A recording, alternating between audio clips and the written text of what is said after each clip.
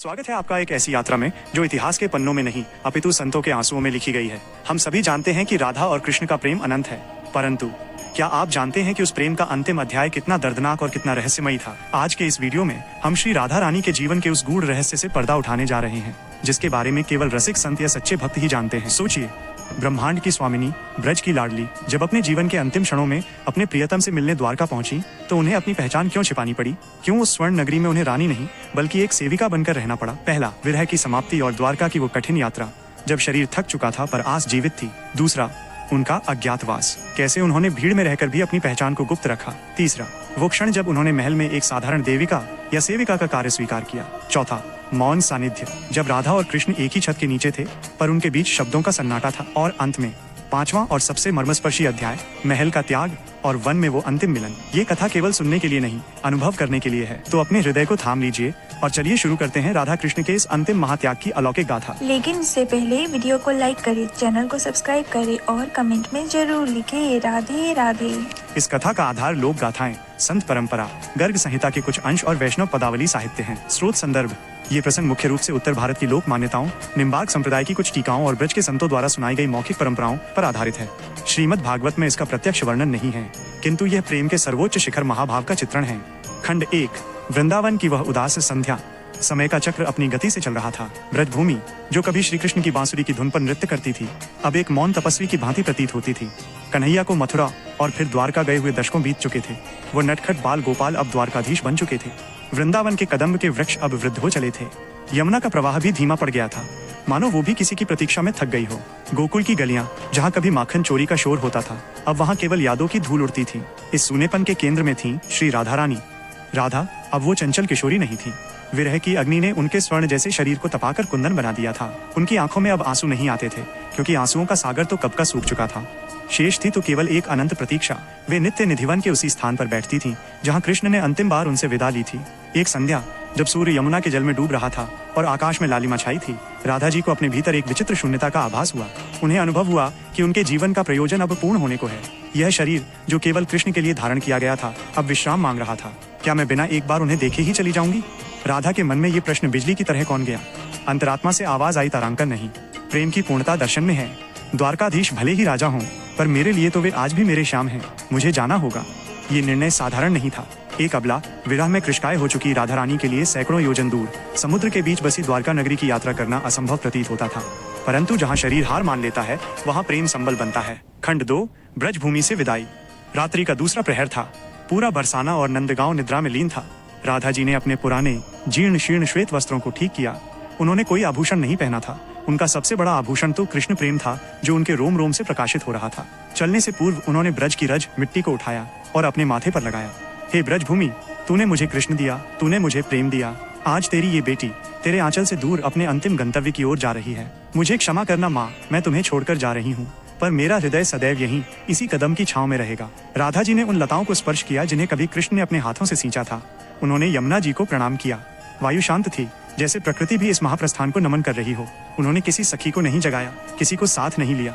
ये यात्रा एकाकी थी। प्रेम की यात्रा सदैव अकेले ही करनी पड़ती है। ललिता, विशाखा और अन्य सखियां अब अपनी अपनी गृहस्थी या भक्ति में लीन थी, और राधा नहीं चाहती थी कि उनका मोह उन्हें रोके। द्वारका की दिशा पश्चिम में थी। ध्रुव तारे को प्रणाम कर राधा जी ने नंगे पैर ही उस कठिन पथ पर पहला कदम बढ़ाया। खंड 3, कंटक कीर्ण पथ, कठिन यात्रा। ब्रज से द्वारका की दूरी बहुत अधिक थी। मार्ग में घने जंगल, तपते रेगिस्तान और पथरीले रास्ते थे।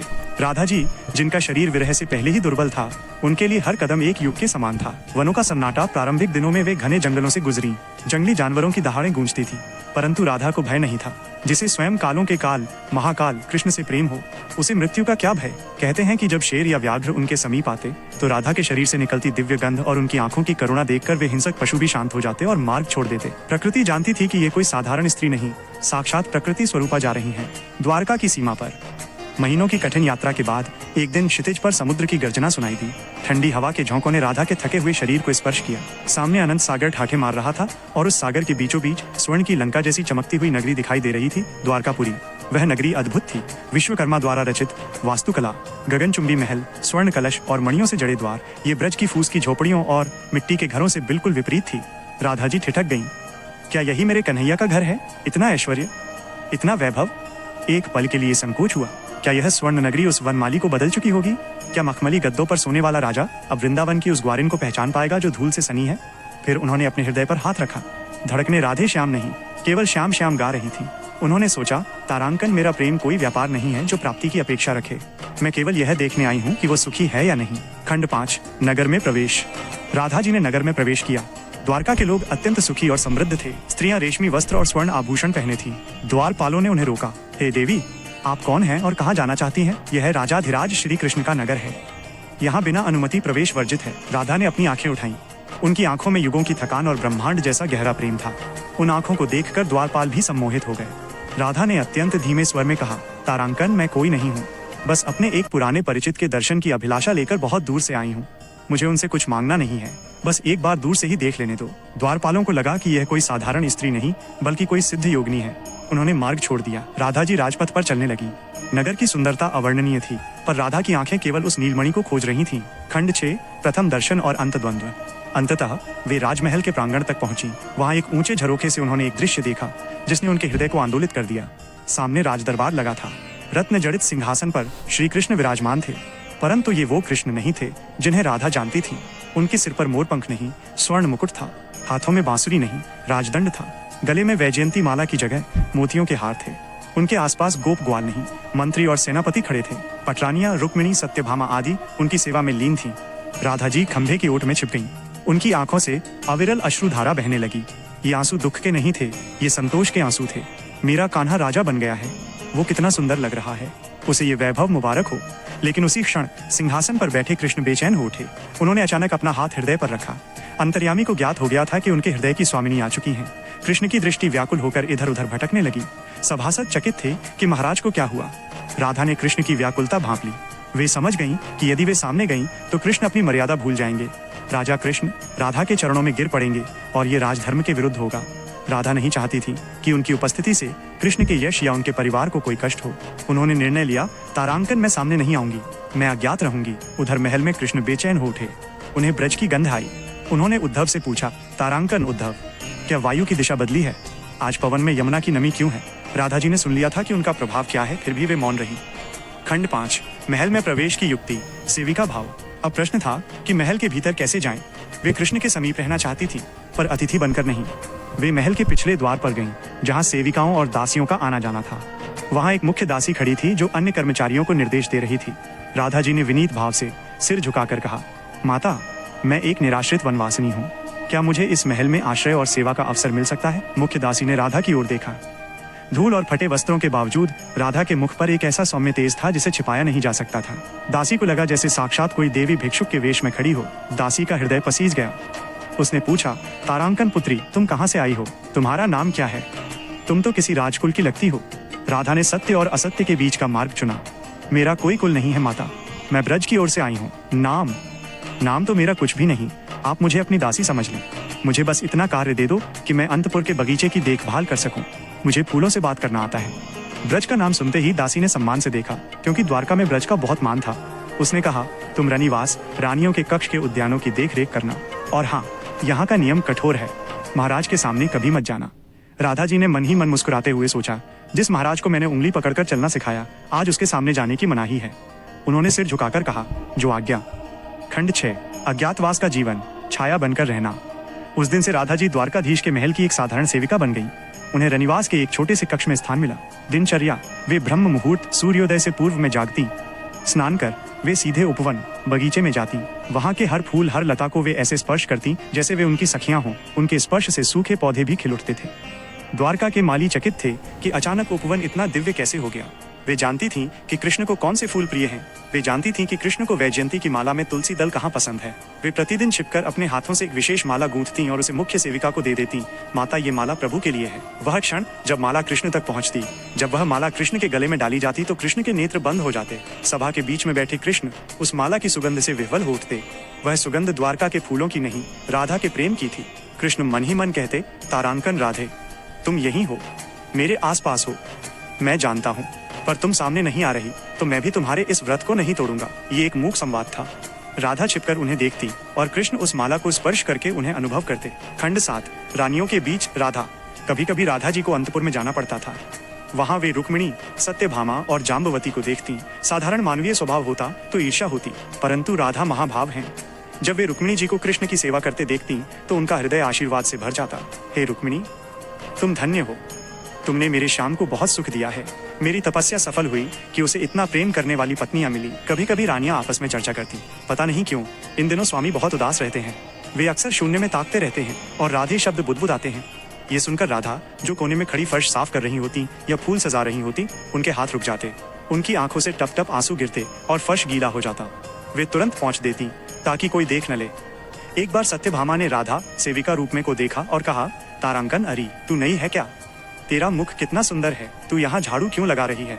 राधा ने केवल सिर झुका लिया और मौन रही। राधा जी को महल के बगीचों की देखभाल का कार्य मिला था। वे जानती थीं कि श्री कृष्ण प्रतिदिन प्रातः भ्रमण के लिए इसी मार्ग से गुजरते हैं। वो प्रथम प्रातः जब पहली बार श्री कृष्ण उस मार्ग से गुजरे तो राधा एक चमेली की लता के पीछे खड़ी थी। उनके हाथ कांप रहे थे। कृष्ण धीरे धीरे चल रहे थे। उनके चरणों की आहट धप धप तारांकन राधा के हृदय की धड़कन से मिल रही थी। जैसे ही कृष्ण समीप आए, राधा ने अपनी सांसें रोक ली। कृष्ण अचानक रुके, ठीक उस लता के पास। वातावरण स्तब्ध हो गया। कृष्ण ने मुड़कर उस लता की ओर देखा। राधा को लगा कि अब भेद खुल जाएगा। वे भयभीत हो गईं कि कहीं कृष्ण उनके चरणों में न गिर पड़े, किंतु कृष्ण ने कुछ नहीं कहा। उन्होंने केवल एक गहरी सांस ली, मानो उस हवा में घुली राधा की गंध को अपने भीतर उतार रहे हों। उनकी आंखों में एक क्षण के लिए अपार वेदना उभरी और फिर वे आगे बढ़ गए। राधा समझ गईं, तारांकन वे जान गए हैं और उन्होंने मेरी मौन रहने की इच्छा का मान रख लिया। राधा जी ने स्वयं को कृष्ण की छाया बना लिया था। वे कभी सीधे उनके सामने नहीं आती थी, पर उनका हर कार्य कृष्ण के लिए ही होता था। शयन कक्ष की सेवा, जब कृष्ण दरबार में होते तो मुख्य सेविका की आज्ञा से राधा जी कभी कभी उनके शयन कक्ष की सफाई करने जाती थी। वहां पहुंचकर वे उस शैया बिस्तर को स्पर्श करती जहां कृष्ण सोते थे। वे उस मोर पंख को घंटों निहारती जो कृष्ण ने उतार कर रखा होता था। वे फर्श को इतने प्रेम से साफ करती मानो वे कृष्ण के चरणों को पखार रही हों। वे मन ही मन कहती, तारांकन, हे प्रभु, मेरे आंसुओं से धुला ये फर्श आपको शीतलता प्रदान करे। एक दिन सफाई करते समय उन्हें कृष्ण का एक पुराना उत्तरीय दुपट्टा मिला। राधा ने उसे अपने सीने से लगा लिया। उसमें वही माखन चोर वाली गंध थी। वे सुध बुध खो बैठी। तभी बाहर से किसी के आने की आहट हुई। राधा ने तुरंत उत्तरीय रखा और पुनः सेविका की भांति कार्य में लग गईं। अंतर्यामी की पीड़ा, कृष्ण का पक्ष। केवल राधा ही तप नहीं रही थी, उस स्वर्ण सिंहासन पर बैठे द्वारकाधीश की पीड़ा राधा से कम नहीं थी। श्री कृष्ण सब जानते थे। वे जानते थे कि जो स्त्री अभी अभी खंभे के पीछे से गुजरी है वो वही है जिसके लिए उन्होंने गोवर्धन उठाया था। वे जानते थे कि जिस जल पात्र से वे जल पी रहे हैं उसे राधा ने अपने हाथों से भरकर रखा है। सभा का एक प्रसंग। एक दिन सभा चल रही थी। कृष्ण गंभीर मुद्रा में थे। अचानक उन्हें प्यास लगी। एक दासी जल लेकर आई। वह दासी राधा नहीं थी, परंतु जल राधा ने भरा था। जैसे ही कृष्ण ने जल का घूंट भरा, उनके नेत्र सजल हो गए। उस जल में यमुना का स्वाद था। पास बैठे उद्धव ने पूछा, तारांकन, क्या हुआ केशव? जल ठीक नहीं है? कृष्ण ने अत्यंत धीमे स्वर में कहा, नहीं उद्धव, जल तो वही है, पर आज इसमें तृप्ति बहुत गहरी है। कृष्ण रात्रि में प्रायः जागते रहते थे। रुक्मिणी जी पूछती, स्वामी आप किस चिंता में हैं? कृष्ण केवल मुस्कुरा देते। वे कैसे कहते कि इस महल की किसी अंधेरी कोठरी में उनका प्राण जाग रहा है, तो वे कैसे सो सकते हैं? दृष्टि का खेल, आंख मिचौली। भले ही वे बात नहीं करते थे, पर उनकी आंखों के बीच एक मूक भाषा का जन्म हो चुका था। दृश्य, संध्या आरती का समय था। मंदिर में भीड़ थी। राधा जी सबसे पीछे एक खंभे की आड़ में खड़ी थी। आरती की थाली घूम रही थी और शंख बज रहे थे। सबकी दृष्टि विग्रह मूर्ति पर थी, पर कृष्ण की दृष्टि भीड़ को भेदती हुई सीधे उस खंभे की ओर गई। हजारों सिरों के बीच कृष्ण ने राधा को ढूंढ लिया। राधा ने देखा कि कृष्ण उन्हें ही देख रहे हैं। उस एक क्षण में युगों की बातें हो गईं। कृष्ण की आंखें पूछ रही थीं, राधे तुम कब तक मुझे ऐसे तड़पाओगी? एक बार आ जाओ, मैं सब कुछ छोड़कर तुम्हारे चरणों में बैठ जाऊं। राधा की आंखें उत्तर दे रही थीं, नहीं कान्हा, तुम राजा हो, तुम्हारा धर्म बड़ा है, मेरा प्रेम बंधन नहीं, मुक्ति है। मुझे दूर से ही निहारने दो, इसी में मेरा सुख है। कृष्ण ने अपनी दृष्टि फेर ली। उस दिन आरती के बाद प्रसाद बांटते समय कृष्ण का हाथ कांप रहा था। रानियों का भ्रम और राधा की विजय। राधा जी ने देखा कि कृष्ण अपनी रानियों, विशेषकर सत्यभामा और रुक्मिणी के साथ विहार कर रहे हैं। साधारण प्रेम में अधिकार होता है, पर राधा के प्रेम में केवल त्याग था। एक दिन सत्यभामा ने कृष्ण के लिए अपने हाथों से भोजन बनाया। कृष्ण भोजन कर रहे थे। राधा दूर खड़ी पंखा झलने वाली दासियों के पीछे खड़ी थी, सहायिका के रूप में। सत्यभामा ने पूछा, स्वामी आज भोजन में स्वाद है न? कृष्ण ने राधा की ओर देखे बिना कहा, हाँ प्रिय, आज भोजन में अद्भुत मिठास है। राधा मन ही मन प्रसन्न हो गईं। उन्हें ईर्ष्या नहीं हुई कि कृष्ण किसी और के हाथ का भोजन कर रहे हैं। उन्हें सुख मिला कि उनका कन्हैया तृप्त है। यही राधा के प्रेम की विजय थी। तत्सुख भावित्वम, उसके सुख में ही अपना सुख। वे समझ गईं कि कृष्ण द्वारका में सुखी हैं, उनका परिवार पूर्ण है। राधा का जो स्थान था, हृदय की धड़कन का, वो कोई नहीं ले सकता था, भले ही सिंहासन पर कोई भी बैठे। परम शांति, अंतिम विदाई और महामिलन की ओर प्रस्थान। द्वारका की रात्रि अत्यंत सुंदर थी। पूर्णिमा का चंद्रमा समुद्र की लहरों पर नृत्य कर रहा था और पूरा राजमहल दीपकों के प्रकाश में नहाया हुआ था। कहीं दूर से वीणा के स्वर आ रहे थे, दासियां इत्र छिड़क रही थीं। परंतु रनिवास के एक एकांत कक्ष में बैठी श्री राधारानी का चित्त आज अशांत था। ये अशांति दुख की नहीं, अपितु उस पक्षी की थी जिसे खुले आकाश की गंध आ गई हो। उन्हें अनुभव हुआ कि ये संगमरमर के फर्श, ये मखमली शैया और ये स्वर्ण जड़ित दीवारें उनके कोमल प्रेम को चोट पहुंचा रही हैं। राधा जी ने अपने हाथों को देखा, वे अत्यंत कृशकाय कमजोर हो चुकी थीं। मन में एक ध्वनि गूंजी, तारांकन राधे, ये राजसी कोलाहल तुम्हारे लिए नहीं है। तुम ब्रज की लता पताओं में पली बढ़ी हो, तुम्हारा प्रेम प्रकृति है और ये महल कृत्रिम है। यहाँ कन्हैया राजा है और राजा के पास रोने की स्वतंत्रता नहीं होती। यदि तुमने यहाँ देह त्यागी तो द्वारकाधीश की कीर्ति पर आंसुओं का दाग लग जाएगा। उन्हें आभास हो गया कि लीला संवरण, जीवन लीला समाप्त करने का समय आ गया है। मुझे जाना होगा। इससे पहले कि भोर का सूर्य निकले मुझे अपनी जड़ों की ओर, मिट्टी की ओर लौटना होगा। खंड 2, अंतिम परिक्रमा, महल से विदाई। राधा जी उठी। उन्होंने अपने जीर्ण शीर्ण श्वेत वस्त्रों को संभाला। महल में ये उनकी अंतिम रात्रि थी। वे धीरे धीरे निशब्द चरणों से बाहर निकली। वे उस कक्ष के बाहर गईं जहां श्री कृष्ण शयन कर रहे थे। द्वार बंद था, पहरेदार ऊँघ रहे थे, या शायद योग माया ने उन्हें सुला दिया था। राधा जी ने उस बंद द्वार को स्पर्श किया। उनकी उंगलियां कांप रही थीं। यह स्पर्श किसी प्रेमिका का नहीं, अपितु एक भक्त का अपने आराध्य के प्रति अंतिम नमन था। हे द्वारकाधीश, हे जगत के स्वामी और हे मेरे नटखट कान्हा, मैं जा रही हूँ। मैंने वचन दिया था कि मैं कभी तुम्हारे सुख में बाधा नहीं बनूंगी। आज मैं वही वचन निभा रही हूँ। तुम सुखी रहना, तुम्हारी द्वारका अमर रहे। पर मुझे क्षमा करना, मेरा प्राण अब इस वैभव में नहीं अटकेगा। मुझे मेरी बांसुरी की धुन बुला रही है। उनकी आंखों से 2 बूंद आंसू टपके और द्वार की देहरी पर। वे आंसू द्वारका के समस्त खजाने से अधिक मूल्यवान थे। फिर वे महारानी रुक्मिणी के कक्ष की ओर मुड़ी। मन ही मन उन्हें प्रणाम किया। हे देवी, तुमने मेरे शाम को बहुत संभाला है। तुम सौभाग्यवती रहो। राधा जी गलियारों से होती हुई मुख्य प्रांगण में आई। द्वारका का वह विशाल स्वर्ण द्वार जो शत्रुओं के लिए अभेद्य था, आज राधा के लिए खुला प्रतीत हुआ। पहरेदार सो रहे थे। वायु भी थम गई थी, मानो कोई नहीं चाहता था कि राधा के कदमों की आहट से कोई जाग जाए। जैसे ही उन्होंने महल की सीमा पार की और अपने पैर द्वारका की धूल भरी सड़क पर रखे, उन्हें एक विचित्र शीतलता का अनुभव हुआ। संगमरमर की ठंडक में जड़ता थी, पर मिट्टी की ठंडक में जीवन था। उन्होंने एक मुट्ठी धूल उठाई और उसे चूमा। मिट्टी, अंत में हम सब इसी के हैं।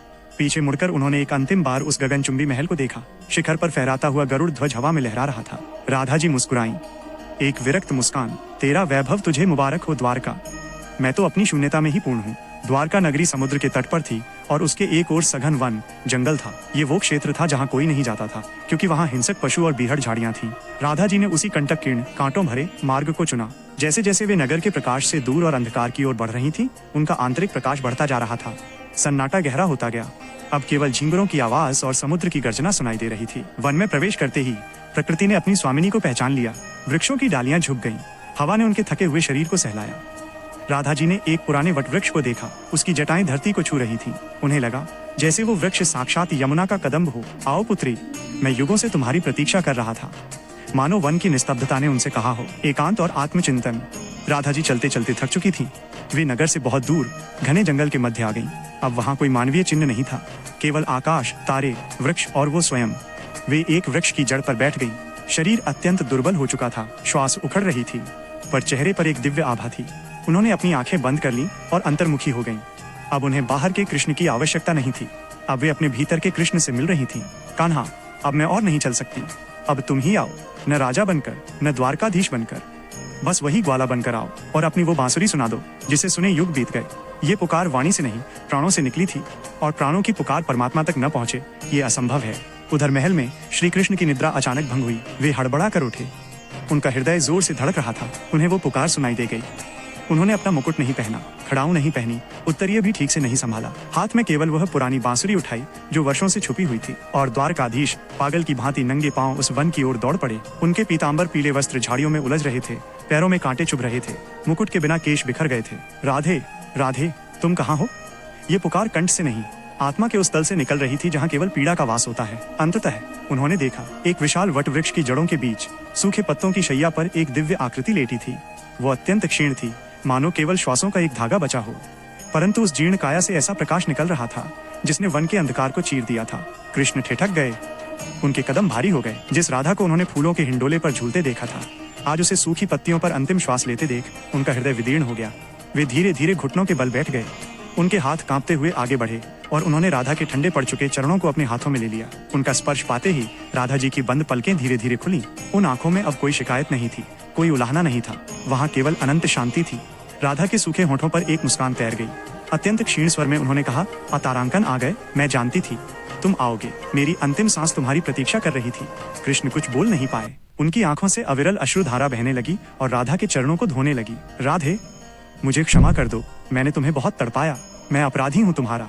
राधा ने कठिनाई से अपना हाथ उठाया और कृष्ण के मुख पर रखा। छलिया, प्रेम में अपराध नहीं होता, प्रेम में तो केवल समर्पण होता है। तुमने अपना धर्म निभाया, मैंने अपना प्रेम निभाया, हम दोनों जीत गए। कान्हा, अंतिम इच्छा, बांसुरी की मांग। कुछ पल दोनों मौन रहे, केवल आंखों ने बातें की। फिर राधा जी को आभास हुआ कि अब समय शेष नहीं है। यमराज नहीं, अपितु स्वयं महाकाल उन्हें लेने आए हैं। राधा जी ने कृष्ण की कमर में खुसी उस पुरानी धूल धूसरित बांसुरी की ओर इशारा किया। यह वही बांसुरी थी जिसे कृष्ण ने व्रत छोड़ते समय राधा को सौंपने का प्रयास किया था, पर राधा ने कहा था, इसे साथ ले जाओ, ये हमारा प्रेम है। लेकिन तब से अब तक द्वारकाधीश ने इसे कभी होठों से नहीं लगाया था। राधा ने कहा, कान्हा, एक अंतिम इच्छा है। कृष्ण ने उत्सुकता से देखा। तारांकन कहो प्रिय, तुम मेरे प्राण मांग लो, मेरा साम्राज्य मांग लो। राधा मुस्कुराई। तारांकन, मुझे तुम्हारा राज्य नहीं चाहिए, मुझे बस वह पुरानी धुन चाहिए। क्या तुम मेरे लिए एक बार, बस अंतिम बार, अपनी वंशी बजाओगे? कृष्ण ने उस बांसुरी को हाथ में लिया। वो सूखी लकड़ी की थी, बेजान सी लग रही थी। कृष्ण ने कहा, तारांकन राधे, ये बांसुरी तुम्हारे बिना गूंगी हो गई थी, आज तुम्हारे लिए ये फिर बोलेगी। खंड 3, दिव्यनाद, वंशी वादन। कृष्ण ने बांसुरी को साफ किया, उसे अपने माथे से लगाया और फिर धीरे से अपने कंपित होठों पर रखा। राधा जी ने अपनी आंखें मूंद लीं। जैसे ही कृष्ण ने पहली फूंक मारी, वातावरण में एक सिहरन दौड़ गई। प्रारंभ में स्वर धीमे थे, विषाद, दुख से भरे हुए। उनमें वियोग का दर्द था, लेकिन जैसे जैसे राधा की चेतना उस स्वर में डूबने लगी, संगीत बदलने लगा। कृष्ण अब द्वारकाधीश नहीं थे, वे पुनः वृंदावन के नटवर नागर बन गए थे। बांसुरी से वही राग छेड़ा गया जो कभी यमुना किनारे रास में बजता था। सप्त स्वर, सारे गामा, प्रकृति के पंच तत्वों में घुलने लगे। पृथ्वी, वन के सूखे वृक्षों में नई कोपलें फूटने लगीं। मुरझाए फूल खिल उठे। जल, पास बहती छोटी सी सरिता नदी का प्रवाह थम गया, मानो जल भी संगीत सुनने को रुक गया हो। वायु, हवा रुक गई, पत्तों का खड़कना बंद हो गया। अग्नि, राधा के शरीर का ताप शांत हो गया। आकाश, आकाश से देवता, गंधर्व और किन्नर भी अपने विमान रोककर इस अलौकिक वादन को सुनने लगे। ये संगीत कानों के लिए नहीं था, यह आत्मा को शरीर से मुक्त करने का मंत्र था। राधा जी को अब शारीरिक पीड़ा का अनुभव नहीं हो रहा था। उन्हें लग रहा था कि वे पुनः वृंदावन में हैं। मोर नाच रहे हैं, सखियां गा रही हैं और यमुना कल कल कर रही है। खंड 4, महाभाव का विलय, ज्योति का समागम। संगीत अपनी चरम सीमा क्लाइमैक्स पर पहुंच गया। कृष्ण की आंखें बंद थीं, आंसू बह रहे थे और उंगलियां बांसुरी पर नृत्य कर रही थीं। उधर राधा जी का श्वास अब बांसुरी की लय के साथ चल रहा था। राधा ने एक दीर्घ श्वास ली। कान्हा, ये उनका अंतिम शब्द था। अचानक राधा जी के पार्थिव शरीर से एक Divya ज्योतिपुंज, ball of divine light, प्रकट हुआ। ये ज्योति सूर्य से भी अधिक तेजस्वी थी, किंतु चंद्रमा जैसी शीतल थी। ये राधा रानी की आत्मा, उनकी चेतना, उनका प्रेम था। वह ज्योति क्षण भर के लिए हवा में ठहरी, मानो कृष्ण की परिक्रमा कर रही हो। कृष्ण ने बांसुरी बजाना नहीं रोका। वे जानते थे कि यही वो मार्ग है जिससे राधा उन तक आएंगी। वो दिव्य ज्योति धीरे धीरे श्री कृष्ण की ओर बढ़ी और श्री कृष्ण के हृदय में समा गई। जैसे नदियां सागर में मिल जाती हैं, जैसे गंध फूल में मिल जाती है, वैसे ही राधा कृष्ण में समाहित हो गईं। अब वहाँ कोई राधा अलग से नहीं थी। राधा अब कृष्ण के रोम रोम में, उनके रक्त में, उनकी धड़कन में बस गई थीं। द्वैत समाप्त हुआ। अब केवल श्री कृष्ण शेष थे, जो भीतर से राधा में हो चुके थे। जैसे ही वो ज्योति समाहित हुई, कृष्ण की उंगलियां थम गईं, बांसुरी का स्वर रुक गया। अचानक वन में एक भयावह सन्नाटा, डीप साइलेंस छा गया। कृष्ण ने अपनी आंखें खोली। सामने राधा जी का निष्प्राण शरीर पड़ा था, जो अब केवल मिट्टी का ढेर था, क्योंकि उनका सार तत्व तो कृष्ण में मिल चुका था। कृष्ण ने अपने हाथों में थमी उस बांसुरी को देखा। वर्षों तक ये बांसुरी उनकी संगिनी थी। इसने गोपियों को बुलाया था, इसने गायों को चराया था, इसने गोवर्धन उठाया था। परंतु आज कृष्ण को वो बांसुरी केवल लकड़ी का एक टुकड़ा लग रही थी। कृष्ण के मन में विचार आया, हे वंशी, तेरा अस्तित्व केवल राधा के लिए था। तू बजती थी तो राधा आती थी, तू गाती थी तो राधा नाचती थी। आज जब राधा ही नहीं रही तो तुझे सुनने वाला कौन है? अब मैं किसके लिए तुझे बजाऊंगा? द्वारकाधीश के लिए अब संगीत का कोई अर्थ नहीं रह गया था। प्रेम की पूर्णता मौन में है, शब्द या नाद में नहीं। श्री कृष्ण ने एक आवेश और चरम वैराग्य के क्षण में उस बांसुरी को अपने दोनों हाथों से पकड़ा। एक तीखी आवाज के साथ वो दिव्य बांसुरी 2 टुकड़ों में टूट गई। कृष्ण ने उन टुकड़ों को वहीं उस वट वृक्ष की झाड़ियों में फेंक दिया। जाओ, आज से मेरा और संगीत का संबंध समाप्त। आज से मैं केवल योगेश्वर हूँ। रास बिहारी का अध्याय राधा के साथ ही चला गया। कहा जाता है कि उस दिन के बाद श्री कृष्ण ने जीवन पर्यंत कभी कोई वाद्य यंत्र नहीं बजाया। उनकी बांसुरी, जो प्रेम का प्रतीक थी, प्रेम के विलीन होते ही मौन हो गई। इस घटना को मृत्यु नहीं, महाप्रयाण कहते हैं। राधा और कृष्ण कभी दो थे ही नहीं। राधा कृष्ण की ह्लादिनी शक्ति, आनंद देने वाली शक्ति थी। लीला करने के लिए शक्ति शरीर से बाहर आई थी और लीला समाप्त होने पर शक्ति पुनः शक्तिमान कृष्ण में लौट गई। आज भी भक्त मानते हैं कि द्वारका के समुद्र में नहीं अपितु वृंदावन की रज में और निधिवन की झाड़ियों में उस टूटी हुई बांसुरी के स्वर अब भी गूंजते हैं, पर केवल उनके लिए जिनके पास राधा जैसा प्रेम है। यदि आपको ये जानकारी उपयोगी